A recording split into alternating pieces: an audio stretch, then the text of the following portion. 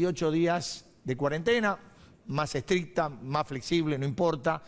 Y viendo esta placa que veíamos hoy, que veíamos recién, ¿en qué lugar estamos?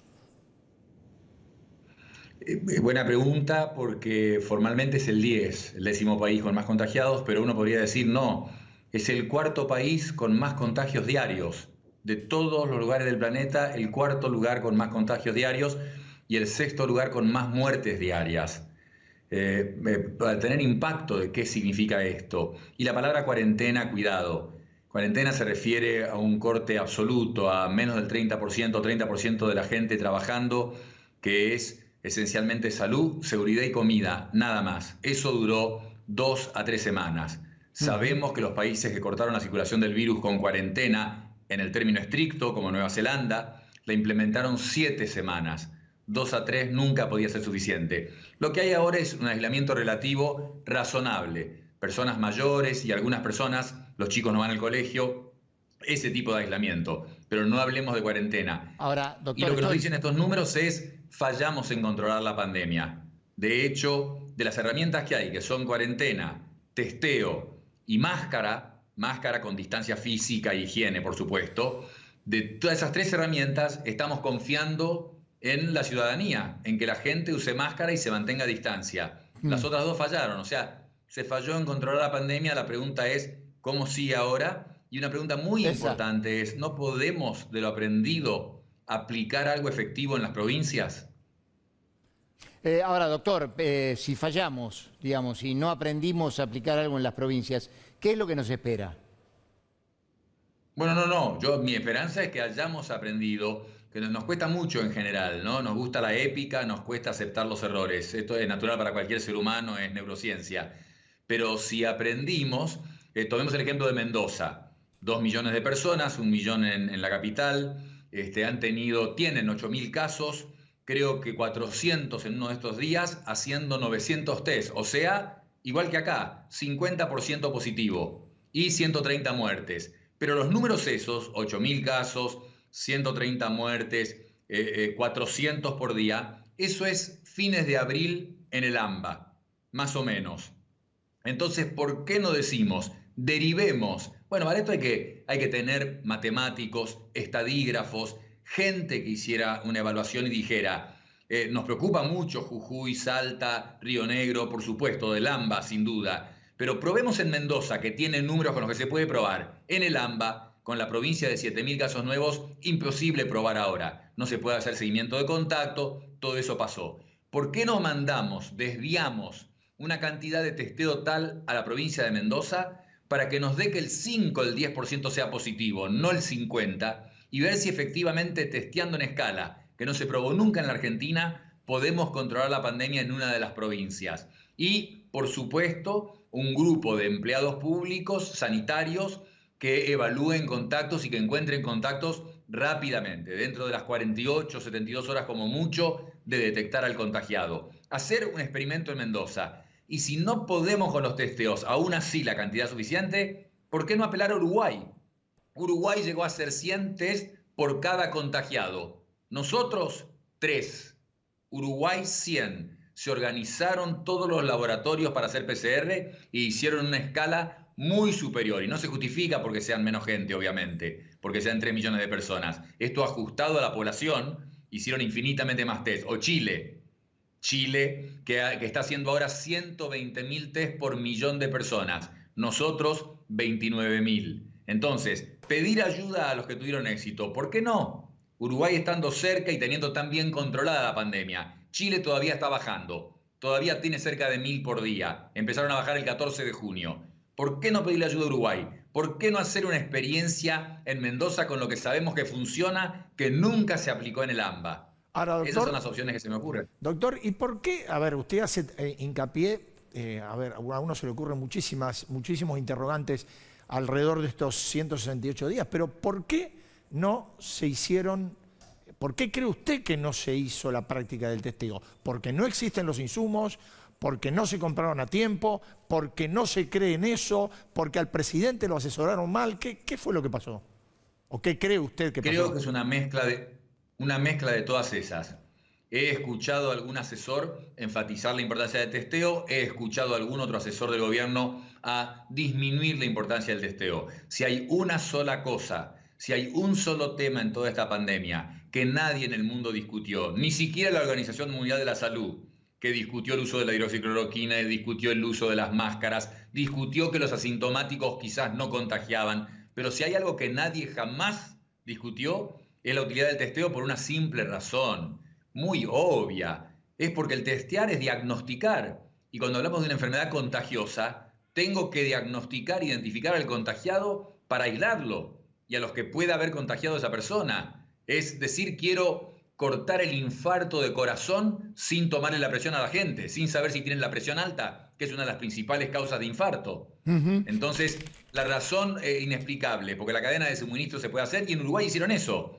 Uruguay, ¿cómo hicieron? Se organizaron. Los laboratorios que había, que podían hacer test de PCR, los organizaron públicos y privados, y así llegaron a hacer 4.000 test por día para 3 millones de personas.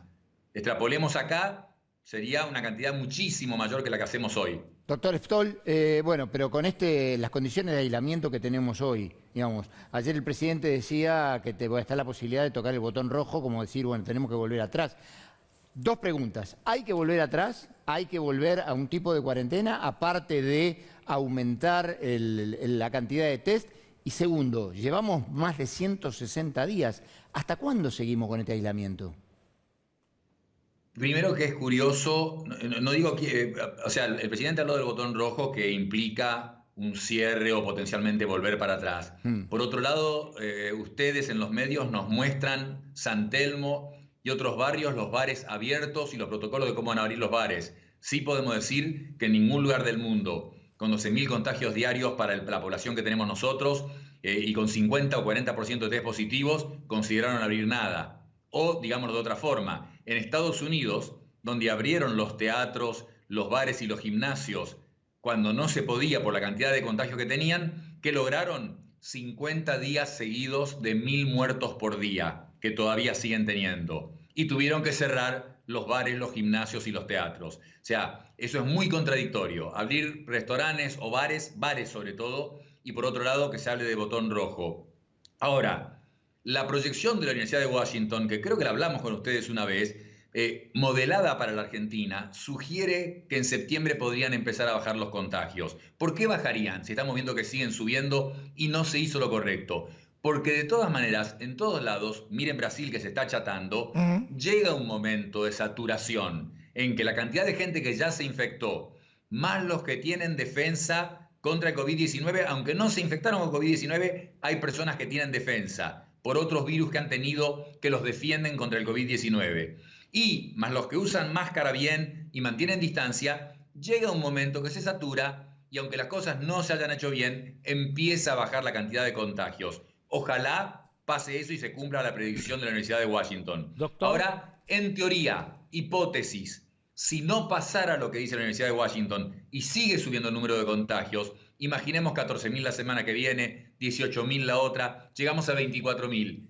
Teóricamente, es razonable considerar un botón rojo. Si aumentan descontroladamente y exponencialmente la cantidad de casos, la única forma de cortarlo es con una cuarentena estricta, absoluta, ciudad fantasma. Si la población lo va a tolerar o no, esa es otra pregunta. Doctor, esto es lo que había que haber hecho el 19 de marzo durante 5 semanas. Caída del PBI en ese momento, pero no la dramática caída del PBI con 6 meses de algo a medias. Doctor, cuando empezó esto, empezamos a ver que la gente grande se veía afectada, que se cuidaba a los grupos de riesgo, pero en estos momentos empiezan a haber contagios en gente mucho más joven, gente de 20 y pico de años, gente de 30 y pico de años. ¿Por qué pasa esto? ¿Por esto es básico decir que es solamente por las reuniones sociales o hay otra cosa?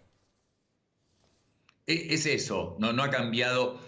Hay una cepa nueva, más contagiosa, pero la razón fundamental, y en Europa lo están viviendo, en Europa están muy preocupados, ¿no? 10.000 casos por día en España. Han tenido ahora más que en el momento peor, más contagios ahora. Menos muertes, no está saturado el sistema de salud, más preparados, pero están sorprendidos en Alemania, Francia, Italia, cantidad de brotes y en algunos lugares de Asia. todo empujado por los jóvenes, que pasó del 5 al 15% de afectados. Sí, es la flexibilización, se relajaron mucho. Lo que ellos dicen hoy en notas de esta semana es, nos relajamos, pensamos que ya había pasado. El próximo invierno, bueno, nos vacunaríamos más contra la gripe, tendríamos más cuidado, pero no se dieron cuenta que antes de que empezara el otoño, iban a tener lo que están teniendo ahora. Empujado por los más jóvenes, que sí, al salir y tener esta sensación de inmunidad o de que no van a tener la enfermedad, que la pueden tener, es menos frecuente que en los adultos, por supuesto, generalmente menores síntomas, pero hay una estadística de muerte en personas jóvenes o de secuelas incluso a mediano o largo plazo. Doctor, tomando, a ver, si uno tomara como válida, y esperemos que lo sea, la proyección de la Universidad de Washington sobre que en septiembre podría empezar a decrecer la curva de contagios en la Argentina. Usted, viendo la foto de Europa, ¿qué verano imagina en la Argentina? Digo, ¿qué vida cotidiana imagina usted para nosotros a medida que se acerque el verano, para las fiestas, para las vacaciones? Creo que el valor de los que opinamos algo es contestar una pregunta como esa, pero le digo la verdad, con 12.000 contagios hoy, hablar de más de 10, 15 días, o sea, no es que ya alcanzamos el pico, estamos bajando y es razonable hablar del verano. Digámoslo de todas formas, supongamos que se cumple la predicción de este modelo matemático del Instituto de Métrica de Salud de Estados Unidos.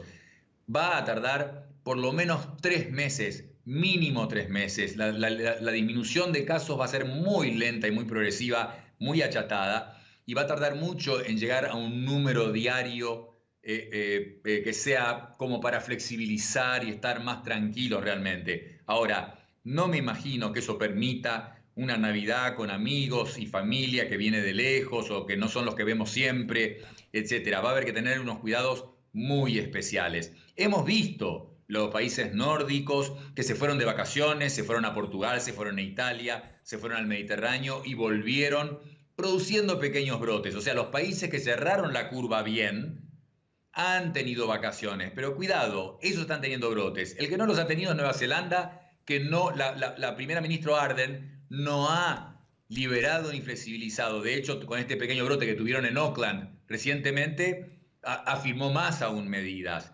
retrasó las elecciones incluso del país. Entonces, nosotros, que nos es más difícil, país emergente, con el sistema de salud casi saturado ya, casi saturado, otra razón muy importante para esperar que llegue el pico y hacer todo lo posible para que llegue. No me imagino un verano normal de ninguna forma. Exactamente qué patrón va a tener, si vamos a poder ir a Uruguay, por los uruguayos mismos, en la costa argentina cómo va a ser, pero no, normal no, definitivamente no.